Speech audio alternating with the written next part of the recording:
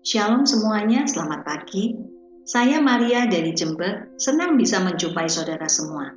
Terima kasih pada Pak Tresno selaku Gembala di GKI Kana ini yang telah memberikan kesempatan kepada saya untuk menyampaikan firman Tuhan pagi hari ini. Sebelum kita mulai membaca dan merenungkan firman Tuhan, mari saya ajak saudara untuk berdoa. Bapa, kami bersyukur kepadamu atas segala kebaikan dan kemurahan-Mu bagi kami. Bersyukur buat kesehatan dan damai sejahtera bagi kami semua. Bersyukur buat kesempatan yang masih Engkau berikan kepada kami untuk mengikuti ibadah di pagi hari ini. Berikan kami Tuhan, telinga seorang murid yang siap sedia untuk mendengarkan. Berbicaralah lewat hamba-Mu apa yang hendak Engkau sampaikan buat jemaat GKI Kana ini. Makasih Tuhan, di dalam nama Tuhan Yesus kami sudah berdoa dan mengucap syukur. Haleluya. Amin. Saudaraku yang terkasih di dalam Tuhan, perjalanan hidup kita bersama Tuhan itu kalau saya ilustrasikan seperti kereta api yang berjalan di atas relnya. Selama berada di atas rel, berarti kereta dalam keadaan yang baik dan aman. Sekalipun rel itu berkelok dan berliku, kereta nggak boleh mengambil jalur lain. Ia harus tetap ikuti jalur rel. Ketika keluar dari relnya, oleh sebab apapun, berarti kereta itu mengalami kecelakaan dan tentunya akan membahayakan penumpangnya. Nah, bersama Tuhan dan berjalan di dalam jalan-jalannya, kita akan terus dibawa pada tujuan yang sudah Allah persiapkan bagi kita. Amin. Di dalam Yohanes 15 ayat ke-5 dan 6, kita itu diumpamakan seperti ranting pohon anggur yang harus selalu nempel di pokok anggur. Bila terlepas, ranting itu akan menjadi kering dan dibakar. Hidup di dalam Tuhan juga menghasilkan buah yang dapat dinikmati oleh lingkungan kita. Dan tentu saja, nama Tuhan yang dipermuliakan di dalamnya. Rasul Paulus di dalam Roma 8 ayat ke-35 dan 39 mengatakan bahwa tidak ada hal-hal di luar yang dapat memisahkan kita dari kasih Kristus. Yang menyebut hal-hal yang mengerikan seperti penindasan, kemiskinan, kelaparan, atau yang lain. Itu semua nggak mampu memisahkan saudara dan saya dari kasih-Nya. Terus, apa yang bisa memisahkan kita dari kasih Kristus? Jawabannya adalah diri kita sendiri. Hanya saudara dan saya yang bisa memisahkan dari kasih Kristus. Bahkan saat kita jatuh dalam dosa pun, ketika kita sadar dan mau kembali kepada Tuhan, Tuhan gak akan pernah membuang kita. Tuhan memang benci kepada dosa kita, tapi Tuhan tetap mengasihi kita. Tuhan tetap mengasihi saudara dan saya. Haleluya. Sungguh luar biasa. Tuhan yang kita sembah itu Tuhan yang hidup, Tuhan yang penuh dengan kasih karunia, Tuhan yang penuh dengan kasih. Seringnya kita gak nyadari itu. Jadi kasih Bapa yang sempurna itu adalah kekuatan untuk mengalahkan dosa di dalam hidup kita. Jadi semakin kita mengalami cinta dan kasih karunia Bapa, maka kita akan semakin dalam dengan Tuhan dan akan kehilangan kesukaan akan dosa. Firman Tuhan di dalam Roma 6 ayat ke-14 dikatakan, sebab kamu tidak akan dikuasai lagi oleh dosa, karena kamu tidak berada di bawah hukum Taurat, tetapi di bawah kasih karunia. Jadi, semakin kita dalam, semakin kita mengasihi Tuhan, maka semakin gak ada lagi keinginan kita itu untuk berbuat dosa. Saudaraku yang terkasih di dalam Tuhan, pagi hari ini kita mau sama-sama belajar bagaimana kita kembali menikmati kasih Bapa. Ayo kita buka bersama di Lukas 15 ayat 11 sampai 16. Saya akan bacakan buat saudara. Yesus berkata lagi, ada seorang mempunyai 2 anak laki-laki. Kata yang bungsu kepada ayahnya, Bapak, Berikanlah kepadaku bagian harta milik kita yang menjadi hakku. Lalu ayahnya membagi-bagikan harta kekayaan itu di antara mereka. Beberapa hari kemudian anak bungsu itu menjual seluruh bagiannya itu, lalu pergi ke negeri yang jauh. Di sana ia memboroskan harta miliknya itu dengan hidup berfoya-foya. Setelah dihabiskannya semuanya, timbullah bencana kelaparan di dalam negeri itu, dan ia pun mulai melarat. Lalu ia pergi dan bekerja pada seorang majikan di negeri itu. Orang itu menyuruhnya ke ladang untuk menjaga babinya. Lalu ia ingin mengisi perutnya dengan ampas yang menjadi makanan babi itu. Tetapi tidak seorang pun yang memberikannya kepadanya. Sungguh kasihan sekali ya. Sampai untuk makan aja nggak bisa. Padahal tuh makanan babi pun nggak ada orang yang mau memberikannya. Nah, apa yang terjadi dengan si bungsu? Si bungsu ini telah kehilangan hakikat hidup. Si bungsu nggak lagi hidup di dalam kasih Bapa. Sang Bapa itu hanya dianggapnya sebagai juru bagi harta warisan, bukan sebagai pribadi yang punya otoritas. Jadi si bungsu ini nggak sungkan minta harta sama bapaknya yang menjadi haknya. Seperti yang dikatakan di ayat ke-12. Si bungsu ini nggak tahan didikan sang bapak. Dia merasanya dirinya itu kuat. Maka dia pergi mencari kenikmatan dunia. Dia pergi menuruti hawa nafsunya dan memboroskan hartanya dengan hidup berfoya-foya. Seperti yang tertulis di ayat 13. Si bungsu ini mengalami penderitaan yang bertubi-tubi dan akhirnya melarat. Kalau saudara lihat di ayat 14 dan 15. Nah, bagaimana dengan si sulung? Mari kita buka bersama di Lukas 15 ayat 27 sampai 31. Saya akan bacakan buat saudara. Jawab hamba itu, adikmu telah kembali dan ayahmu telah menyembelih anak lembu tambun karena ia mendapatkannya kembali dengan sehat. Maka marahlah anak sulung itu dan dia tidak mau masuk. Lalu ayahnya keluar dan berbicara dengan dia. Tetapi ia menjawab ayahnya, katanya, telah bertahun-tahun aku melayani Bapa dan belum pernah aku melanggar perintah Bapa.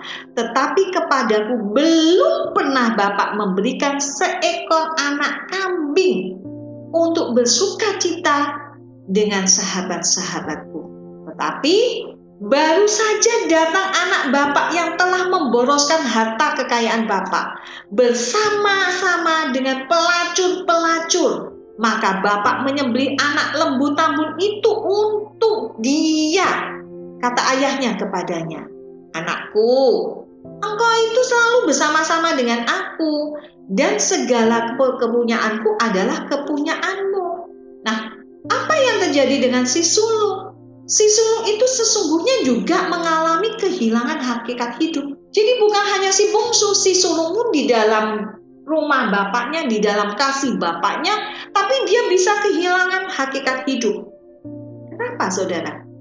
Sekalipun si sulung itu tinggal di rumah, namun ia nggak mengerti, ia nggak menikmati kasih bapak. Karena bagi si sulung melayani itu adalah kewajiban, gak ada kasih di dalamnya. Slave mentality, mentalnya hanya sebatas budak, hamba upahan. Si sulung merasa dirinya itu adalah sebagai hamba upahan yang wajib mendapat upah, sekalipun secara status adalah anak. Nah, si sulung ini bahkan menuntut adiknya sesuai dengan kriteria dirinya. Ini berarti ada kesombongan rohani yang seolah-olah dia itu hidupnya kudus. Si sulung itu seolah-olah berbakti kepada ayahnya, sedangkan adiknya tidak. Bisa jadi si sulung itu jangan-jangan juga iri dengan kenakalan si adik, tapi ia nggak punya nyali. Dosa si sulung, kemarahan, kecemburuan, pembenaran diri, nggak mengasihi saudaranya. Nggak mengasihi saudaranya ini kalau dikatakan di ayat di 1 Yohanes 2 ayat 10-11 itu adalah sesat. Firman Tuhan di dalam 1 Yohanes 2 ayat 10-11 dikatakan, barang siapa mengasihi saudaranya, ia tetap berada di dalam terang, dan di dalam Dia tidak ada penyesatan. 11. Tetapi barang siapa membenci saudaranya, ia berada di dalam kegelapan dan hidup di dalam kegelapan. Ia tidak tahu kemana ia pergi, karena kegelapan itu yang telah membutakan matanya. Jadi mengapa si sulung ini nggak bisa mengasihi? Ya karena dia nggak menyadari kalau bapaknya itu mengasihi dia. Padahal bapaknya itu mengatakan kalau si sulung selalu bersama-sama dengan dia. Kepunyaan bapak berarti kepunyaan anaknya, seperti yang dikatakan di ayat 31. Si sulung secara mental beranggapan bahwa dirinya itu cuma hamba upahan ayahnya. Nah, seorang hamba berarti nggak punya hak waris. Ia hanya menerima upah. Seorang hamba berarti nggak punya otoritas untuk melakukan sesuatu karena berada di luar garis keturunan majikannya. Bahkan lebih ironinya ketika kita baca di ayat 29b, belum pernah Bapak memberikan seekor anak kambing untuk bersukacita dengan sahabat-sahabat. Ini menunjukkan bahwa betapa buruknya hubungan si sulung dengan sang bapak. Nggak ada satu keterbukaan. Si sulung ini nggak berani meminta sesuatu kepada bapaknya. Selama ini si sulung hanya memakai topeng, seolah-olah dianya taat, seolah-olah dia nggak pernah melanggar perintah bapaknya. Itu cuma kulit luarnya, dalamnya ternyata dia menyimpan kepahitan demi kepahitan. Itu cuma formalitas belaka. Sesungguhnya si sulung ini adalah gambaran seseorang yang nggak tahu identitasnya, yang nggak tahu bahwa jati dirinya itu anak-anak Allah. Si sulung ini adalah gambaran seseorang yang menderita di tengah kasih karunia Bapa yang melimpah. Nah, saudara, apa yang bisa kita pelajari dari si bungsu dan si sulung? Seharusnya si bungsu itu tetap tinggal di rumah bapaknya, nggak pergi. Kenapa? Karena ia masih butuh pengajaran dari bapaknya. Nggak melarikan diri dari proses hidup, dari didikan sang bapak. Nah, bagaimana dengan si sulung? Sama. Si sulung itu seharusnya dia menyadari kasih bapak. Jadi butuh keterbukaan dengan sang bapak. Ia masih butuh terus dididik. Ia masih butuh terus untuk mengenal bapaknya. Saudaraku yang terkasih di dalam Tuhan, ketika seseorang itu berbalik dari Allah, maka ia akan makin menjauh dari Allah. Ia bisa melakukan seperti yang dilakukan si bungsu, meninggalkan Allah. Atau sekalipun di dalam pelayanan, bisa dia seperti si sulung. Ada, namun hatinya nggak melekat pada sumber, nggak melekat pada Allah. Nah, saudara, sebagai anak, ternyata kita itu masih butuh pengajaran murni dari Tuhan.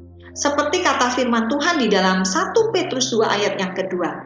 Dan jadilah sama seperti bayi yang baru lahir, yang selalu ingin akan air susu yang murni dan yang rohani, supaya olehnya kamu bertumbuh dan beroleh keselamatan. Artinya bahwa kita itu butuh asupan-asupan firman Tuhan. Untuk apa? Supaya kita bertumbuh di dalam pengenalan akan Tuhan. Bukan sebagai anak-anak terus, tapi kita bertumbuh sebagai orang dewasa. Bukan hanya jasmaninya saja, tetapi secara rohani dan mental kita terus bertumbuh menjadi dewasa. Kenapa? Karena hanya seorang dewasa sajalah yang menerima hak waris. Anak-anak nggak pernah dapat harta warisan, betul ya? Nah, tentunya ini dibutuhkan satu paradigma atau pola pikir yang benar tentang sang Bapa. Persepsi kita yang salah tentang sang Bapa dan jati kita sebagai seorang putra, sebagai seorang anak, akan membuat kita itu jauh dari tujuan yang telah ditetapkan Bapa. Nah, saudara, apa yang harus kita lakukan? supaya kita kembali menikmati hidup di dalam kasih Bapa. Yang pertama, self-awareness. Sadar akan keadaannya. Ayat ke-17 dikatakan, lalu ia menyadari keadaannya. Katanya, betapa banyaknya orang upahan Bapakku yang berlimpah-limpah makanannya, tetapi aku di sini mati kelaparan. Jadi, penderitaannya di luar Bapa, mati kelaparan, tapi nggak sempat mati ya, nggak sampai mati, menyadarkan si bungsu akan kasih karunia Bapaknya. Oh, ternyata Bapakku itu baik. Sama orang upahan aja baik, lah apalagi sama anaknya. Nah, di satu peristiwa dalam hal ini penderitaan itulah yang menyadarkan si bungsu untuk kembali kepada Bapaknya. Ada suatu titik balik yang membuat si bungsu itu mengambil keputusan untuk kembali kepada Bapaknya. Ia menjadi sadar akan kasih Bapa. Saudaraku yang kukasihi di dalam Tuhan, setiap manusia memerlukan titik balik yang membawanya makin dekat Tuhan. Nah, seringkali penderitaan yang dialami oleh si bungsu ketika di luar Bapaknya itu adalah satu cara Tuhan untuk mendapatkan perhatian kita, membuat kita disadarkan untuk kembali kepada kasih Bapa. Kita nggak pernah tahu nilainya sehat kalau kita nggak pernah alami sakit. Tuh. Di dalam Mazmur 119 ayat ke-71 dikatakan bahwa aku tertindas itu baik bagiku, supaya aku belajar ketetapan-ketetapan. Nah, bagaimana dengan si sulung? Si sulung ini hidup di dalam kelimpahan, namun sayangnya ia menganggap hal itu biasa saja. Nggak pernah ia menikmatinya, sungguh sangat ironi. Mentalnya budak, bukan anak. Kenapa? Karena nggak ada kasih di dalamnya. Pelayanannya seolah-olah kredit point. Satu saat ketika butuh bisa ditagih. Nah, apakah si sulung ini sadar apa yang sudah dilakukannya? Enggak. Alkitab tidak pernah mencatat bahwa si sulung sadar atas apa yang dilakukannya. Kenapa? Kalau kita perhatikan di ayat 28 dan 30, respon si sulung itu marah. Dia nggak mau masuk. Malah terjadi pemberontakan terhadap otoritas di atasnya. Dalam hal ini, bapaknya. Perasaan marahnya si sulung ini yang menguasai akal sehatnya. Sehingga si sulung nggak bisa berpikir malam. Sehingga si sulung itu memikirkannya negatif. Kenapa? Karena pusat hidupnya itu dirinya sendiri. Dia nggak bisa menikmati kasih Bapa. Nah, bagaimana dengan saudara dan saya? Seringkali kita menjumpai orang yang sudah melayani sekian tahun, bahkan mungkin dari sejak muda. Ketika ia mengalami penderitaan seperti sakit, bangkrut, orang tersebut marah sama Tuhan. Dia katakan, Tuhan, aku ini sudah melayani sejak muda. Kenapa? Kok aku dibuat stroke? Kenapa? Kok anakku begini begitu? Perasaan marah itu seringkali menutup pikiran jernih kita. Kita cuma main perasaan. Akhirnya kita nggak bisa berpikir jernih. Kita cuma lihat masalah, penderitaan. Kita nggak bisa lihat kebaikan demi kebaikan yang dilakukan oleh Bapa. Kenapa? Karena perasaan pelayanan kita didasari tanpa kasih.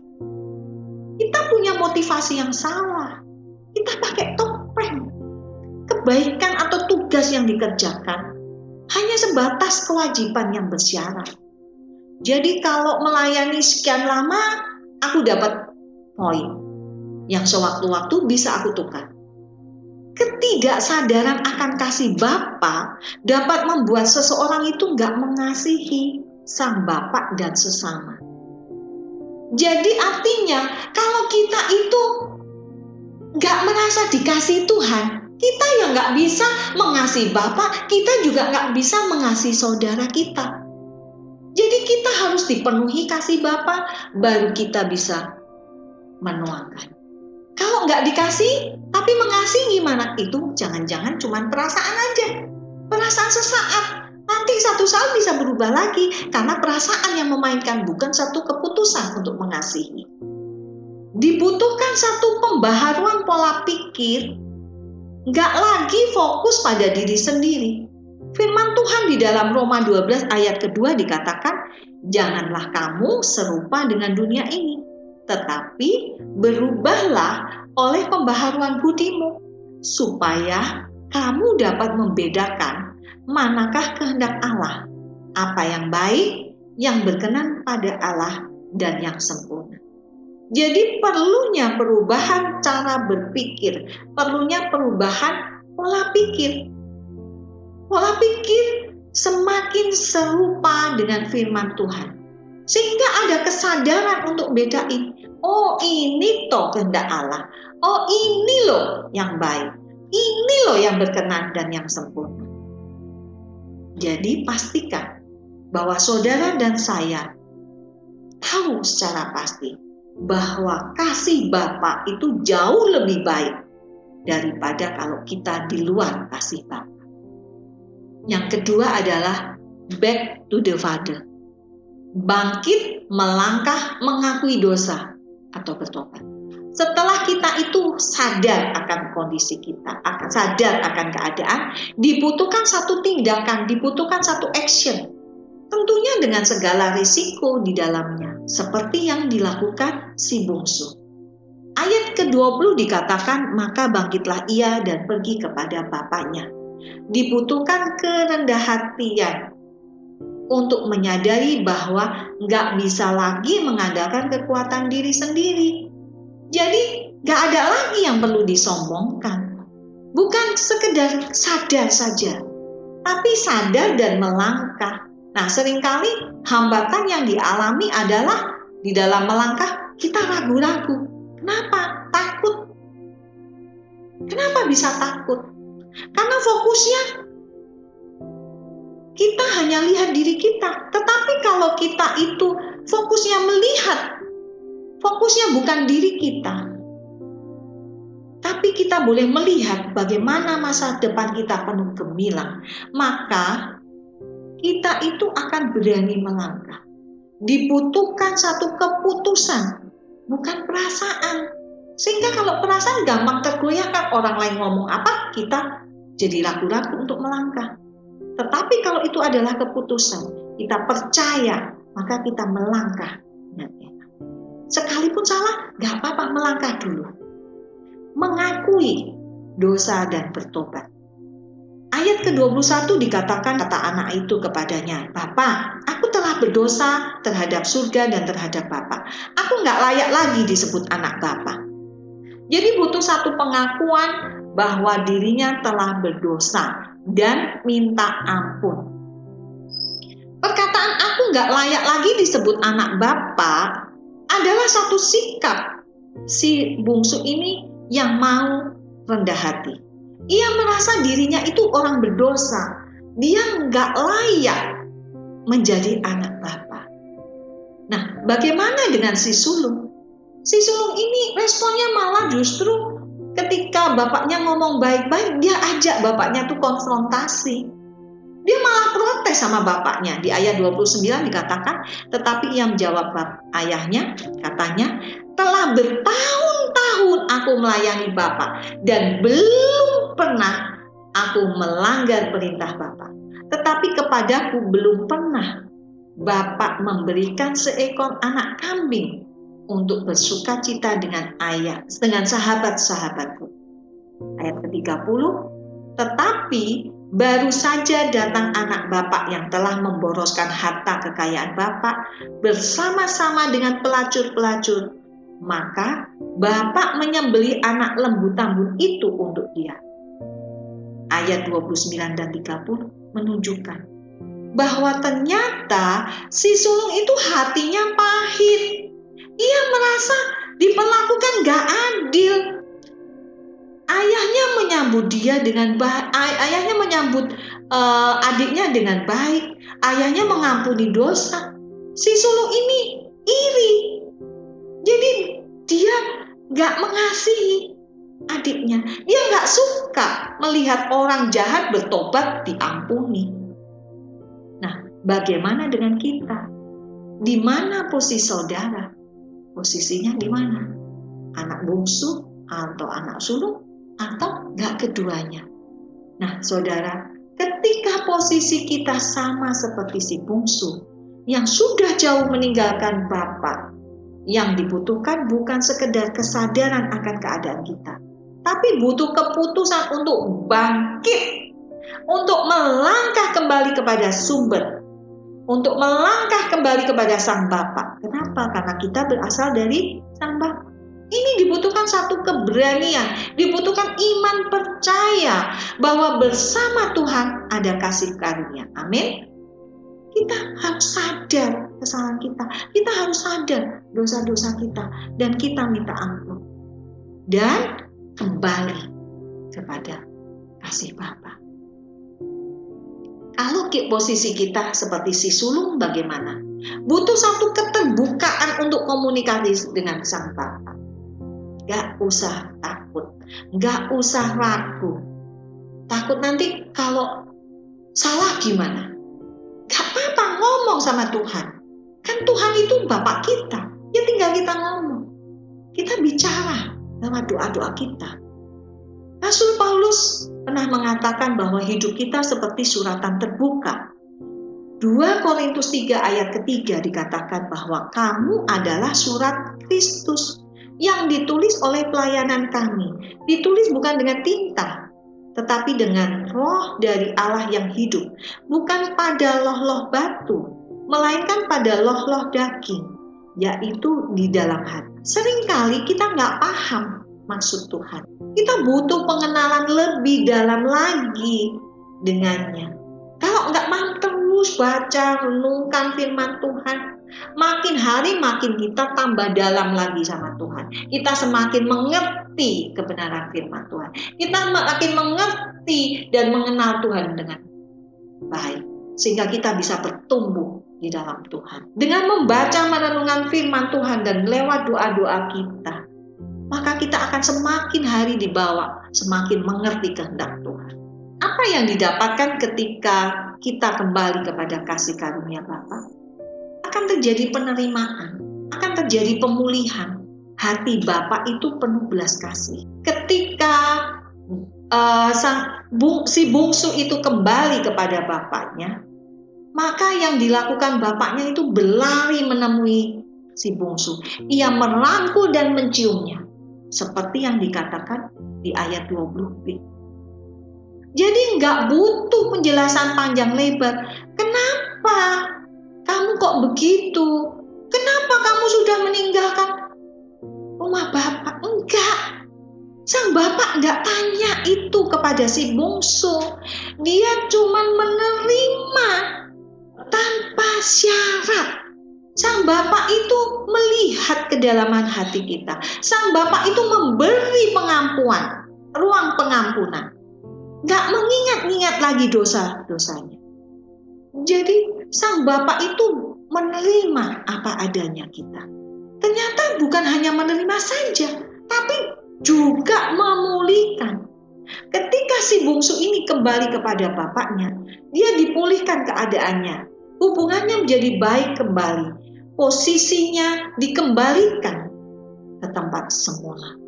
Di ayat 22 dikatakan, tetapi ayahnya itu berkata kepada hamba-hambanya, lekaslah, bawa kemari jubah yang terbaik, pakaikanlah itu kepadanya, dan kenakanlah cincin pada jarinya, dan sepatu pada kaki. Dikenakan jubah yang terbaik. Jubah ini melambangkan identitas atau jati dirinya. Jadi si bungsu itu kembali menemukan jati dirinya sebagai anak, sebagai seorang putra, bukan lagi sebagai hamba. Dikenakan cincin pada jarinya. Cincin ini melambangkan sebuah meterai yang memiliki otoritas untuk memerintah yang sama kuatnya dengan keputusan Bapa. keputusan putra sama sahnya dengan keputusan Bapa. Dikenakan sepatu pada kakinya. Sepatu atau kasut ini melambangkan satu tujuan. Si bungsu menemukan kembali tujuan hidupnya sebagai seorang anak. Anak bungsu pulang kembali kepada Bapa. Ia siap kembali di bawah asuhan sang Bapa. Siap diajar, siap dididik untuk menjadi anak yang dewasa, yang siap menerima warisan sesungguhnya. Nah, bagaimana dengan si sulung? Si sulung juga mendapat pelajaran baru mengenai kasih ayahnya. Tapi itu tidak dilakukannya sayangnya. Nah, bagaimana saudara dan saya? Ayo saudara, sadari bahwa hanya di dalam kasih Bapa tersedia banyak kasih karunia, bahkan melimpah. Yang terpenting adalah kita nikmati setiap kasih karunia-Nya dengan hati yang bersyukur. Mari kita berdoa. Terima kasih Tuhan buat kasih setiamu, buat kebenaran yang telah Engkau nyatakan lewat hamba-Mu. Perbaharui hati dan pikiran kami, supaya kami semakin mengerti dan memahami kehendak-Mu. Supaya kami gak terhilang di dalam maupun di luar Engkau. Kiranya berkat dari Allah Bapa, cinta kasih Tuhan Yesus Kristus, dan persekutuan di dalam Roh-Nya yang kudus menyertai kita semua hari ini sampai Maranatha, Tuhan Yesus datang kali yang kedua. Di dalam nama Tuhan Yesus, kami sudah berdoa dan menerima semuanya dengan ucapan syukur. Amin. Selamat hari Minggu, Tuhan Yesus memberkati.